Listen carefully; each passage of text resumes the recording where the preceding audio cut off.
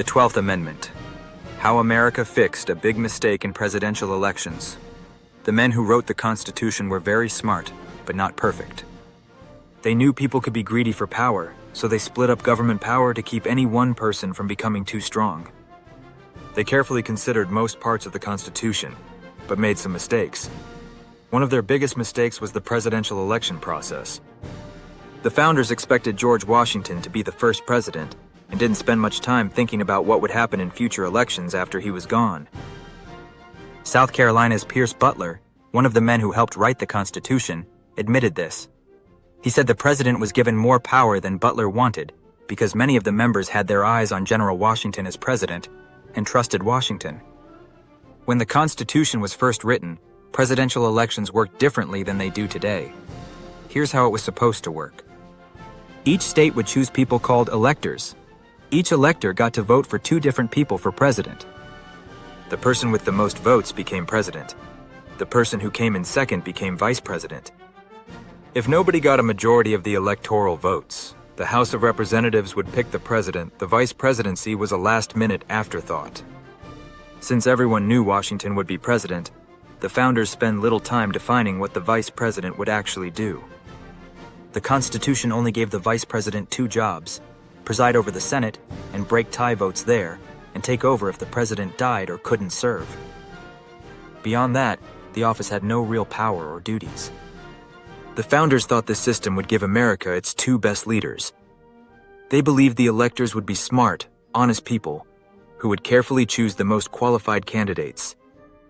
They imagined that the person with the most votes would be the best choice for president, and the runner-up would be the second best person in the country, perfect for vice president. The founders expected electors to think about each person's character and abilities, not about political parties. They thought people would vote for the best candidates, and the country would get great leadership. This system worked well when George Washington was president. He was elected unanimously, everyone voted for him, in 1788 and 1792.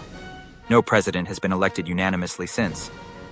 During Washington's time, John Adams became vice president because he got the second most votes. The election system's problems were hidden while Washington was in charge. By Washington's second term, Americans started to disagree about how the country should be run. These disagreements resulted in two groups with different ideas. These groups became political parties. The Federalists, led by John Adams and Alexander Hamilton, wanted a strong federal government, supported a national bank, wanted closer ties with Britain, focused on business and manufacturing. The Democratic Republicans, led by Thomas Jefferson and James Madison, wanted limited federal government power, believed in states' rights, wanted closer ties with France, focused on farming and individual freedom. This was a problem because the presidential election system was designed assuming people wouldn't form parties, and that citizens of virtue and honor would vote for the person best for the country. In 1796, Washington decided not to run for a third term. This created the first real presidential election between candidates from different parties: John Adams of the Federalist Party and Thomas Jefferson of the Democratic-Republican Party. The results were a disaster. John Adams got 71 electoral votes and became president. Thomas Jefferson got 68 electoral votes and became vice president. For the first time, the president and vice president were from opposing political parties with different ideas about how to run the country. This created huge problems. The situation was so bad that Jefferson decided to run against Adams in the next election. The 1800 election revealed another critical problem with the system. Adams and Jefferson couldn't work together. Jefferson, as vice president, had to run Senate meetings while opposing everything Adams wanted to do. The government couldn't function properly because its two top leaders disagreed on everything.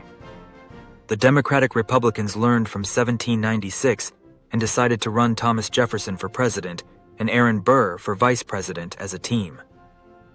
But under the original system, electors couldn't say which vote was for president and which was for vice president. They just voted for two people. The Democratic-Republican plan backfired terribly. All Democratic-Republican electors voted for both Jefferson and Burr. Both Jefferson and Burr got exactly 73 electoral votes.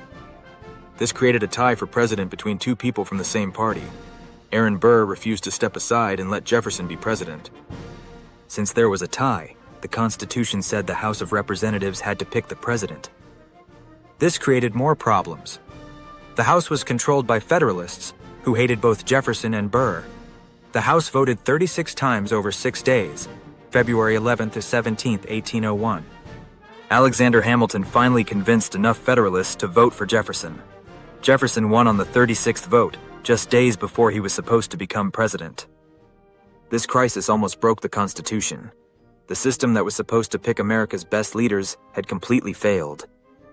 After the disasters of 1796 and 1800, everyone realized the original system didn't work. Congress quickly proposed the 12th Amendment to fix the problem. The amendment made one simple but crucial change. Electors would cast separate votes for president and vice president, instead of voting for 2 people for president. Congress proposed the amendment to the states on December 9, 1803. New Hampshire became the 13th state to approve it on June 15, 1804. This gave the amendment the 3/4 majority it needed to become law in time for the 1804 election. The new amendment said, electors must vote separately for president and vice president. At least one of their choices must be from a different state than the elector. If no presidential candidate gets a majority, the House picks from the top 3. If no vice presidential candidate gets a majority, the Senate picks from the top 2. Anyone who can't be president also can't be vice president. The 12th Amendment solved the major problems from the 1796 and 1800 elections. Since electors vote separately for president and vice president, both jobs now go to people from the same party. The amendment recognized that political parties were here to stay and designed the election system to reflect that reality. The 12th Amendment demonstrated important features of American government and proved that when the Constitution has issues, it can be improved by amendment. The amendment showed the American Republic was adapting from the founders' vision to the reality of political competition and fixed a major blind spot the founders had about human nature. They were focused on the idea of smart, moral people choosing the best leaders, and forgot people would naturally form groups and compete for power. The competitions between Adams and Jefferson, then between Jefferson and Burr, showed the founders' plan of a group of virtuous leading citizens choosing the best people was unrealistic. The Constitution writers were smart and wise, but they got some things wrong. Even after the 12th Amendment, 2 more amendments, the 20th and 25th, would be needed to fix other problems with the presidency and vice presidency. The 12th Amendment stands as proof that the Founding Fathers were both imperfect and wise. While they failed to predict political parties and associated problems, they created a constitution that could be changed when difficulties arose.